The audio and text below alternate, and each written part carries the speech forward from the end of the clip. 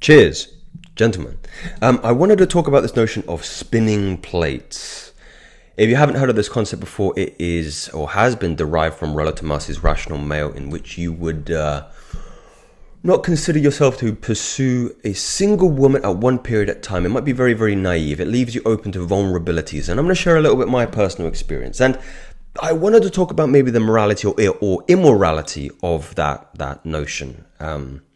I think it's really important that although a lot of my messages on this channel are stemming from a God, universe, cosmos, and spiritual perspective, we also have to understand the fact that we have to live in this world, but be not of it, as Jesus Christ would said. So I want to take you back to the time I was in university. I was 21 at the time, and I'd just broken up with my long-term girlfriend because I knew I was going to go and try and sleep with a lot of women at that time.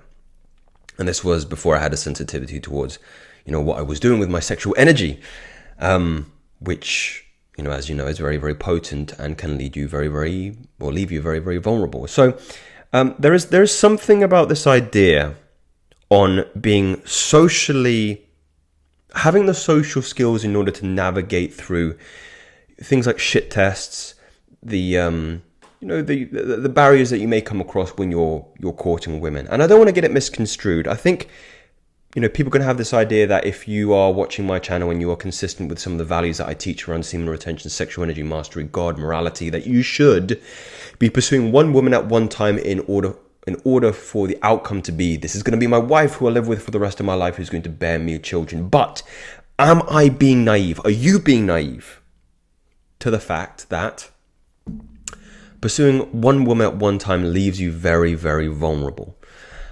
I would like to believe that we live in a world where courting still exists. I'm often quoted talking about that word courting. This idea that you are pursuing one woman at one time, you're speaking to her family, her father, about your intentions because you see wife material, because you see family material in her.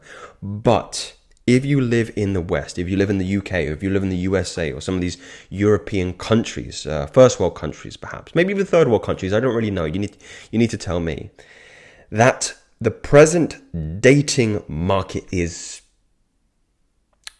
fucked. I was trying to think of a more loquacious word to use there, but it's very, very it's fucked. It's fucked. Fucked is the word I want to use.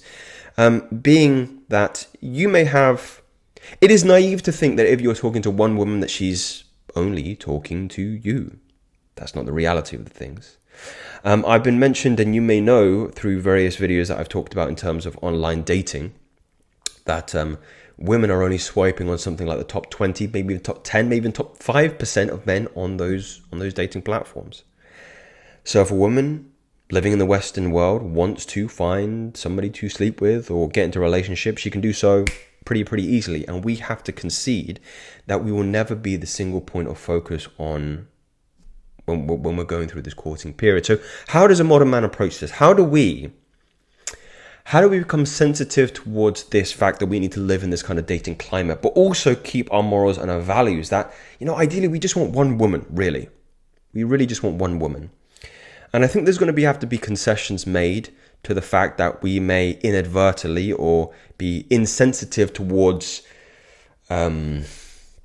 maybe women's mental and emotional health in this respect. So I'll go back to my story. I'm sorry, I'm going all over the place here. This is the second glass of wine, so this is probably why. Pour yourself a glass, by the way, gentlemen. Cup of coffee, cup of tea. When I was going into university again, I moved with the intention that I want to be promiscuous, right? And I signed up to all the dating platforms at that time, and I was talking to multiple women.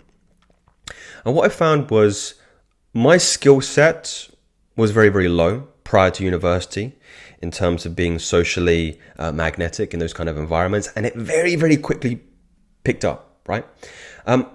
I don't believe, or I think maybe the public opinion wouldn't say that I'm your atypical, it's a wine, Chad in that respect, that I can walk into a room and I can get any kind of woman I want. I don't believe that.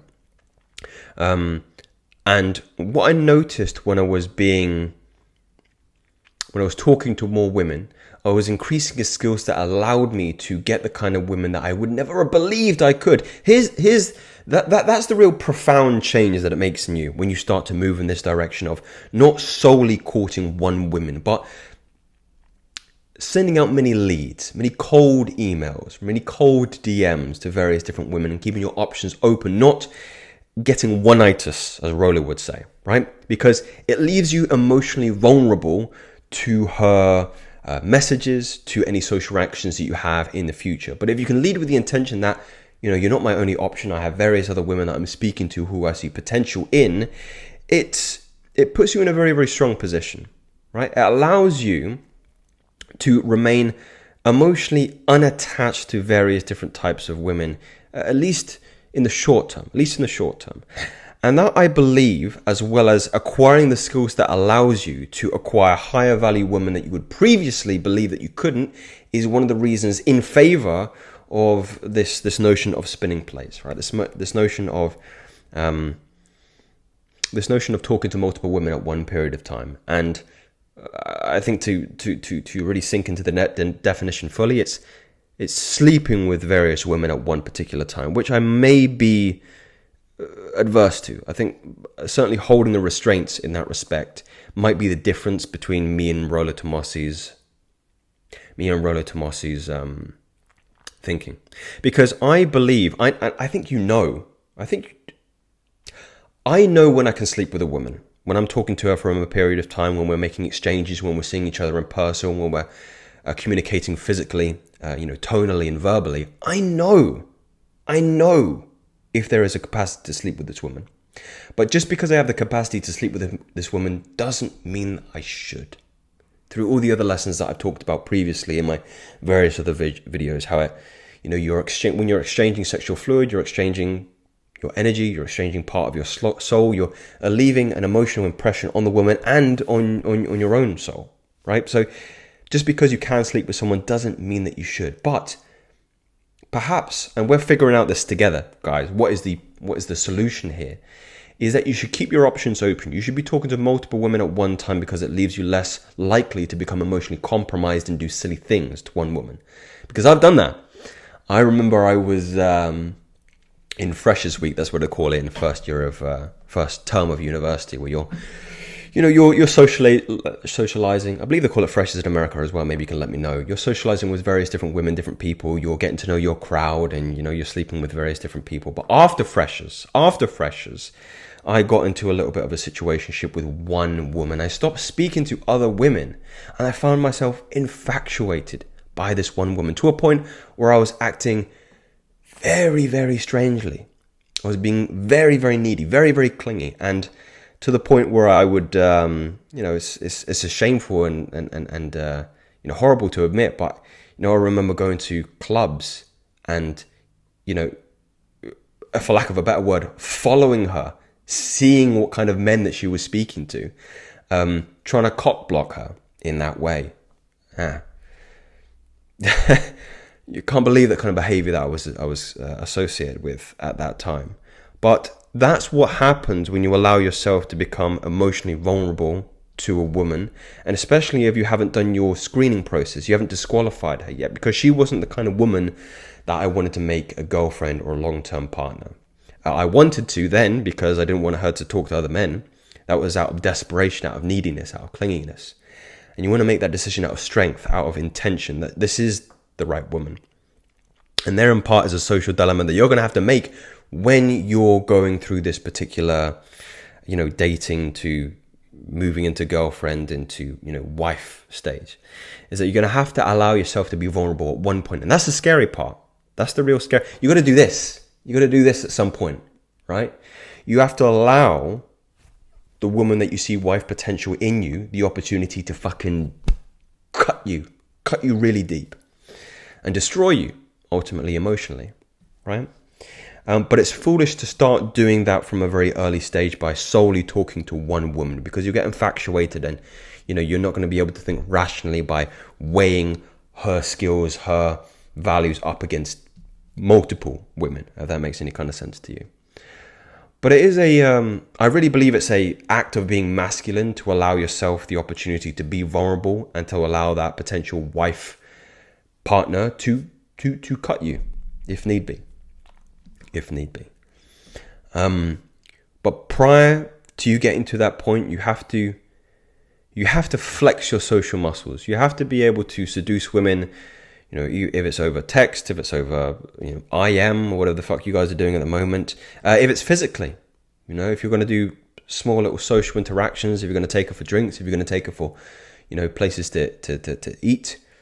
It's really important that you know how to navigate these interactions very, very well. I mean, I remember going out on dates and some of these social interactions with women that I wasn't that physically attracted to, but I understood the value of flexing those social muscles, because they will come in resource when you come up against a greater challenge. It's like, again, I'm using the word muscle there because it's an analogy to lifting weights. We'd all like to bench 315, right? You're not going to be able to bench 315 if you can't even bench 225, right? And I know 225 doesn't look attractive as 315. So you see the analogy. You wanna get in reps with maybe the weight that isn't, you don't particularly maybe want to be associated with in the future, if that makes any kind of sense to you. So it's going to be a really great service to you to allow yourself to be socially strong, when the woman of your dreams, or the woman that you feel that you can spend the rest of your life with, turns up. You want to be skilled in that respect, and you don't want to be socially inept, awkward, be anxious, because she's obviously not going to be attracted to that. And I don't want this analogy running away to the idea that I'm promoting promiscuity. Like I said before, there's a difference between being able to sleep with multiple women and actually sleeping with multiple women, and that is significant. The latter example, so the former example where you are sleeping with those women, you're going to leave them emotionally damaged, especially, like I said, if you're not particularly attracted to them, if you don't see a long-term relationship opportunity, with that person. But knowing that you can provide a good time, give them positive emotions, but not take advantage of them sexually, I think is the distinction I'm trying to make here. I'd be interested to hear what you guys think of this kind of approach to modern dating, because I don't want to be naive. And you can't be naive either. You have to have a skill set. Speak soon.